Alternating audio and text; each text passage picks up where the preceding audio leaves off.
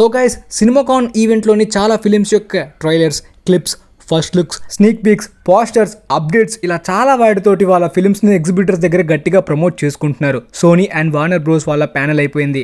ఇంటర్నేషనల్గా కూడా చాలా కంపెనీస్ చాలా ఫిలిమ్స్ని, అదే ఫారెన్ ఫిలిమ్స్ని కూడా ప్రమోట్ చేసుకోవడానికి సినిమాకాన్ ఈవెంట్కి వెళ్ళారు. రామాయణ్ టీం కూడా వెళ్ళింది. అండ్ జపాన్ నుండి గాడ్జిల్లా -0 యొక్క ఫస్ట్ లుక్ని కూడా సినిమాకాన్ ఈవెంట్లోని చూపించారు.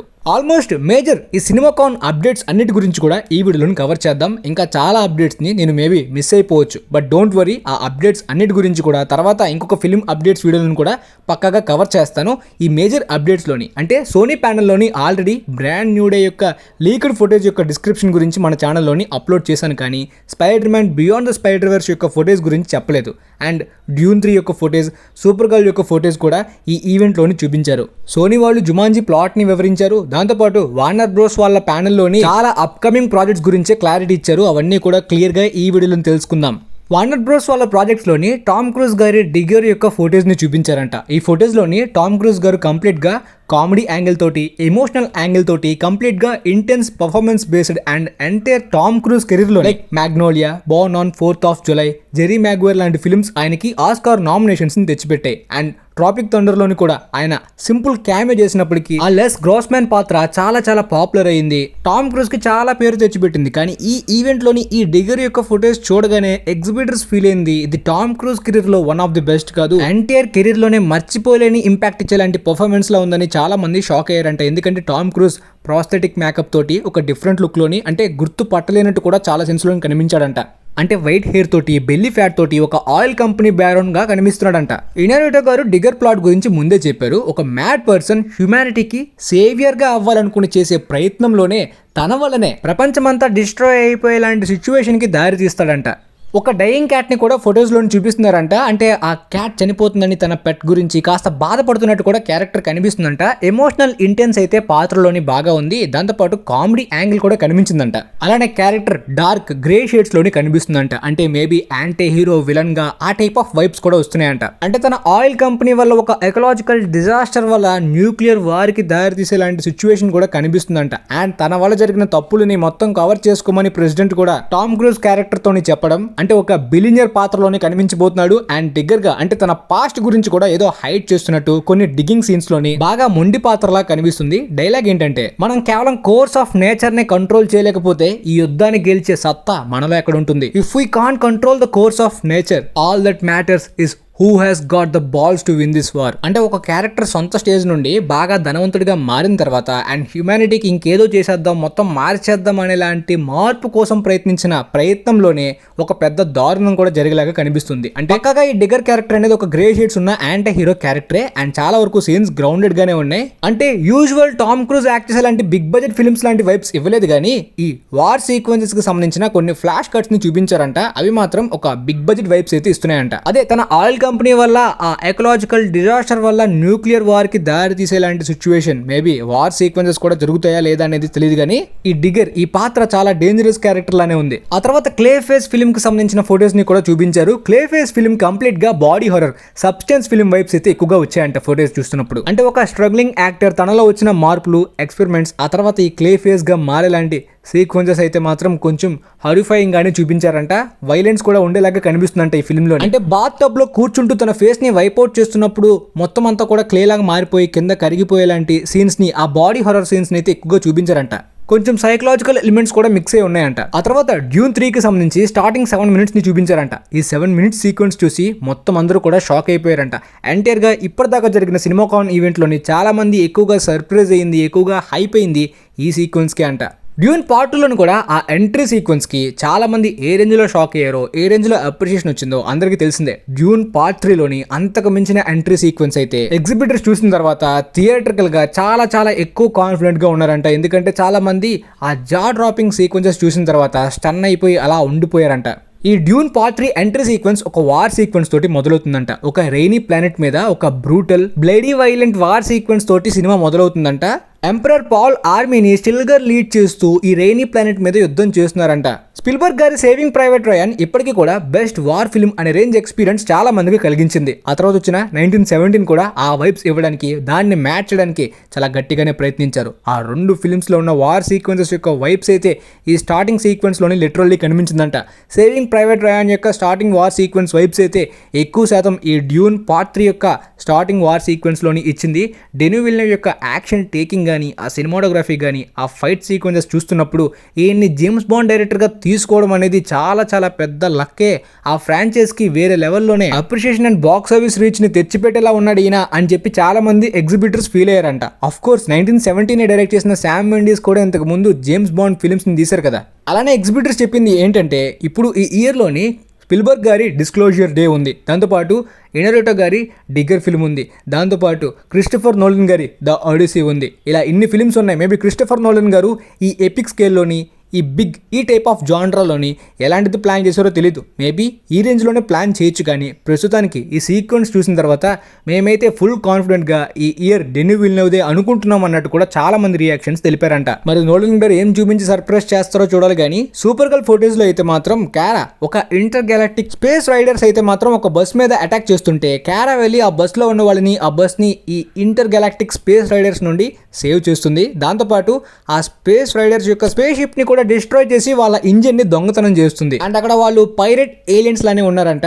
మొదట నెగోషియేషన్ కి కూడా ప్రయత్నించి ఆ తర్వాత ఇక ఫైట్ సీక్వెన్స్ తో చూపించారంట. అలానే క్యారా సన్ కి చాలా దగ్గర వరకు వెళ్తున్నట్టు కూడా చూపించారంట. అంటే కంప్లీట్ గా తన పవర్స్ ని రీగెయిన్ చేస్తున్నట్టు కూడా. అలానే ఆల్రెడీ క్రిప్టోన్ యొక్క నాశనాన్ని ప్రీవియస్ సూపర్ గర్ల్ ట్రైలర్లో చూపించారు. మళ్ళీ ఈ ఫోటోస్లోని కూడా ఫ్లాష్ కట్స్ టైప్లో అయితే మాత్రం ఆ క్రిప్టాన్ ఆ ప్లానెట్ నాశనం అవ్వడాన్ని చూపించారు. అండ్ ట్రైలర్లో చూపించిన లోబో సీన్స్ని మరి కాస్త ఎక్స్టెండ్ చేసి ఇంకొన్ని లోబో సీన్స్ని కూడా ఈ ఫోటోస్లోని చూపించారు. అలానే కొన్ని ఫ్లాష్ కార్డ్స్లో అయితే మాత్రం క్రిప్టో ఏదో ప్రమాదంలో ఉన్నట్టు, ఈవెన్ ప్రీవియస్ ట్రైలర్లను కూడా చూపించారు కదా, ఇక్కడ కూడా అలానే క్రిప్టో ఏదో ప్రమాదంలో ఉన్నట్టు ఒక ఎమోషనల్ యాంగిల్ని డాగ్కి, క్యారాకి కూడా కొన్ని సీక్వెన్సెస్లోని కనిపించిందంట. అలానే మోడల్ కాంబాట్ 2కి సంబంధించిన ఫోటోస్ని, దాంతోపాటు జేజే అబ్రహామ్స్ గారు గ్లెన్ పవెల్తో కలిసి తీస్తున్న ద గ్రేట్ బియాండ్ అనే సైన్స్ ఫిక్షన్ ఫిల్మ్ యొక్క ట్రైలర్ని కూడా చూపించారంట. ఈ 2 ఫోటేజెస్ గురించి ఎక్కువ బ్రేక్ డౌన్ డిస్క్రిప్షన్ అయితే ఎక్కడ దొరకట్లేదు. But the great beyond science fiction యొక్క ఫోటోస్ చాలా యూనిక్ వైబ్స్ ఇచ్చాయని చాలా మంది చెప్తున్నారు. మోడల్ కాంబాట్ 2 చాలా వరకు fan service popcorn entertaining elements తోటి కనిపిస్తుందంట ఎక్కువగా. అలానే మైన్ క్రాఫ్ట్ యొక్క 2ని ఓషన్స్ 11 ప్రీక్వెల్ మార్గో రోబీ యొక్క ఫిల్మ్ గురించి టీజ్ చేశారంట ఈ స్లేట్లోని. అండ్ ద బ్యాట్మ్యాన్ 2కి సంబంధించి కూడా జస్ట్ టీజ్ చేశారు, అప్పటికి ప్యానల్ అయిపోయింది. మేబీ నెక్స్ట్ ఇయర్లో రాబోయే బ్యాట్మ్యాన్ 2కి ఇంకా షూటింగ్ జూన్లో మొదలు పెడతారు కాబట్టి ఇప్పుడప్పుడే ఏ ఫోటోస్ని కూడా చూపించడానికి, ప్రమోట్ చేయడానికి వాళ్ళ దగ్గర ఏం లేనట్టుంది. అలానే మొన్న హాలీవుడ్ రిపోర్ట్స్ వీడియోలోని మ్యాక్స్మా పాత్ర కోసం మ్యాన్ ఆఫ్ టుమారో ఫిల్మ్లోని కాస్టింగ్ జరుగుతుంది. అందులో చాలా మంది యాక్టర్స్తో పాటు ఆడ్రియా అరియోనా కూడా ఆడిషన్స్లోని జాయిన్ అయినట్టు రిపోర్ట్ వచ్చిందని చెప్పాను కదా. ఈ ఈవెంట్ కన్ఫర్మ్ అయిపోయింది. ఆమె మ్యాన్ ఆఫ్ టుమారో చాలా మంది జాయిన్ అయిపోయింది. కానీ ఆ పాత్రని మిస్లీడ్ చేయడానికి ఒక సీక్రెట్ రోల్ ఆమె ప్లే చేయబోతుంది. అందువల్లనే మ్యాక్సిమం అని ఈ న్యూస్ ని స్ప్రెడ్ చేస్తున్నారని మరికొంతమంది రిపోర్టర్స్ కూడా అంటున్నారు. అంటే ఒక సీక్రెట్ రోల్లోనే సూపర్ మ్యాన్ 2లో కనిపించబోతుందని చెప్పి. సో మేబీ అందరూ ప్రిడిక్ట్ చేసినట్టు, ఫ్యాన్ కాస్ట్ చేసినట్టు వండర్ ఉమెన్ క్యారెక్టర్లోనే కనిపించబోతుందా సర్ప్రైజింగ్గా అనేది తర్వాతనే మనకు తెలుస్తుంది.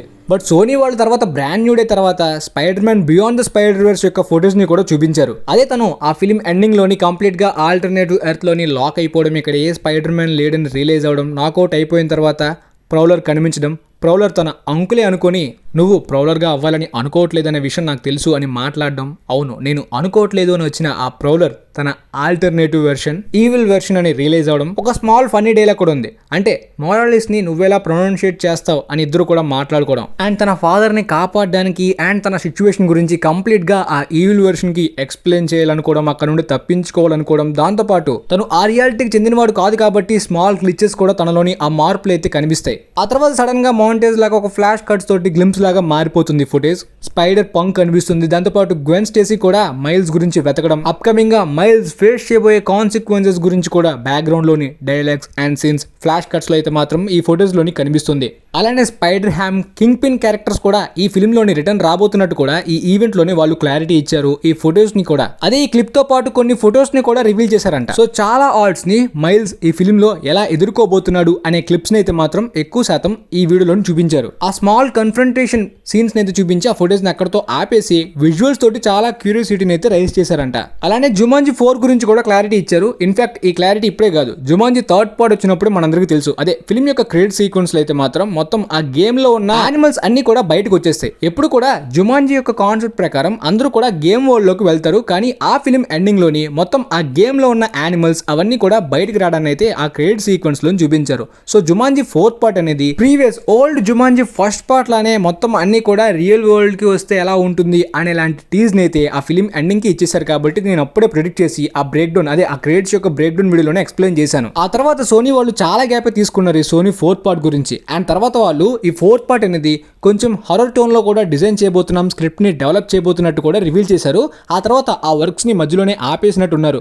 మళ్ళీ తర్వాత ఈ జుమాంజీ 4th పార్ట్ ని పట్టుకున్నారు. ప్రస్తుతానికి అయితే ఇది ఒక హారర్ టోన్ అని చెప్పి పెద్దగా ఏమీ రివీల్ చేయలేదు. కాకపోతే ఈ రియాలిటీని మార్చేలాంటి ఈ రియాలిటీ మెర్జర్ అంటే ఆ గేమ్ వరల్డ్ అనేది రియాలిటీలోకి వస్తే ఆ యానిమల్స్ కానీ జంగిల్ కానీ మొత్తం ఆ డిస్ట్రక్షన్ అన్ని క్యారెక్టర్స్ కూడా రియల్ వరల్డ్ కి వస్తే పెద్ద కేయాస్ అనేది క్రియేట్ అవబోతుంది కదా. ఆ కేయాస్ ని ఈ 4th పార్ట్ లోని అడ్వెంచర్ గా చూపించబోతున్నట్టు చెప్పారు. అండ్ ఇదే ఫైనల్ పార్ట్ గా కూడా స్క్రిప్ట్ ని ప్లాన్ చేసుకున్నట్టు కూడా రివీల్ చేశారనమాట కంప్లీట్ గా. అలానే ఇప్పటిదాకా ఈ జుమాంజీ గేమ్ గురించి కానీ కాన్సెప్ట్ గురించి కానీ మీరు ఇప్పటిదాకా ప్రీవియస్ ఫిల్మ్స్ లో చూసినవి కాస్త ఎక్స్పెక్టెడ్ గా ఉండొచ్చు, కానీ ఇందులోని అన్ఎక్స్పెక్టెడ్ ఎలిమెంట్స్ తోనే ఈ ఫిల్మ్ ని ముగించబోతున్నట్టు కూడా చెప్పారు. మరి చూద్దాం. థర్డ్ పార్ట్ అయితే చాలా వరకు రిపిటేటివ్ గానే ఉంటుంది సెకండ్ పార్ట్ కి. మరి 4th పార్ట్ ని ఎలా ప్లాన్ చేశారో చూడాలి. ఆ తర్వాత రెసిడెంట్ ఈవిల్ యొక్క రీబూట్ ఫుటేజ్ ని చూసి చాలా మంది ఎగ్జిబిటర్స్ షాక్ అయ్యారు. ఇప్పటిదాకా చూపించిన హారర్ ఫుటేజ్ లో అయితే మాత్రం ఇన్సీడియస్ యొక్క ట్రైలర్ ని ఆల్రెడీ ఆన్లైన్ లోనే అప్లోడ్ చేశారు, కానీ ఈ ఫుటేజ్ ని చూసిన ఎగ్జిబిటర్స్ ఆన్లైన్ లో ఇంకా అప్లోడ్ చేయలేదు. కానీ వాళ్ళ రియాక్షన్స్ అయితే చాలా షాకింగ్ గా, సర్ప్రైజింగ్ గా, ఎక్కువగా హైప్ అయ్యేలాగా ఉందంట.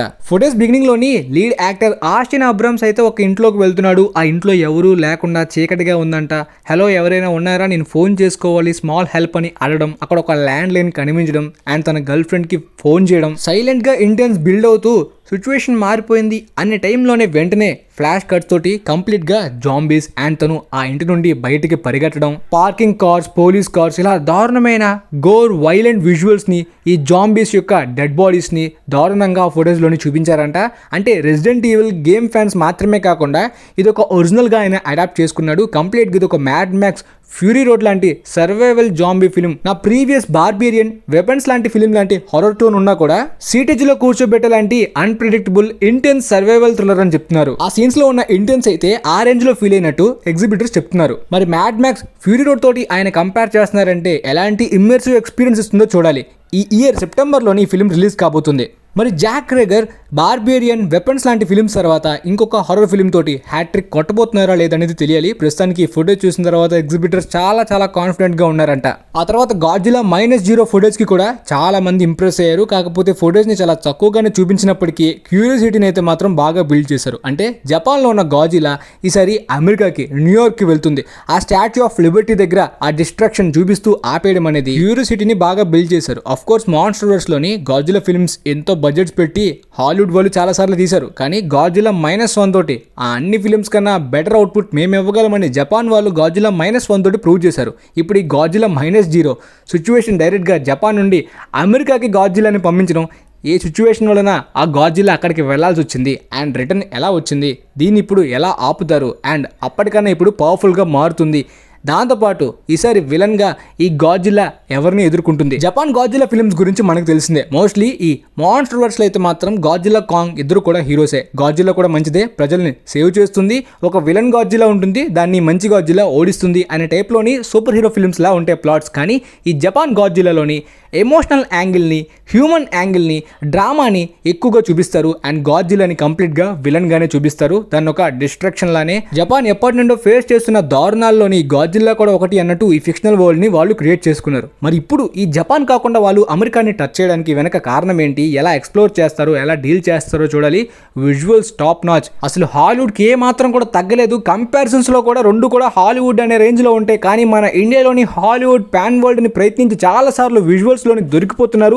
అండ్ బడ్జెట్ కూడా గాడ్జిలా -1 కి కేవలం 130 crores పెట్టారు. ఇప్పుడు మహా అయితే గాడ్జిలా -0 కి 200 crore లోపే పెడతారు, కానీ ఇక్కడ 600,000 crores పెడుతున్నా కూడా కూడా విజువల్స్లోని హాలీవుడ్కి మ్యాచ్ చేయలేక హాలీవుడ్లో 4,000-3,000 కోట్లు ఖర్చు పెడతారు కాబట్టి విజువల్స్ బాగుంటాయి అని చెప్పి చాలా మంది రుద్దేస్తారు. మరి చూద్దాం. ప్రస్తుతానికైతే మాత్రం ఇప్పటిదాకా సినిమాకాన్ ఈవెంట్లో చూపించిన హైలైట్ ఫుటేజ్ యొక్క డిస్క్రిప్షన్స్ కానీ రియాక్షన్స్ కానీ ఇవే. ఇంకా చాలా కొన్ని అప్డేట్స్ ఉంటాయి. ఆ స్మాల్ అప్డేట్స్ మిస్ అయిపోయినా డోంట్ వరీ, కంప్లీట్గా హాలీవుడ్ అప్డేట్స్లోని కవర్ చేస్తాను. అండ్ తర్వాత ఒడిసీ యొక్క ఫొటోస్ గురించి కానీ అండ్ ముఖ్యంగా డూమ్స్డే గురించి కానీ మార్వెల్ డిస్నీ ప్యానెల్లోని అప్కమింగ్ స్టార్ వార్స్ గురించి రివీల్ చేయబోయే హైలైట్ అప్డేట్స్ అన్నింటినీ కూడా తర్వాత వీడియోలోని కవర్ చేస్తాను. వీలైతే ఈ వీడియోని మీ ఫ్రెండ్స్లో ఉన్న వాళ్ళకి కూడా షేర్ చేయండి. మేబీ వాళ్ళకి కూడా యూజ్ అవ్వచ్చు అనుకుంటున్నాను. And thanks for watching guys.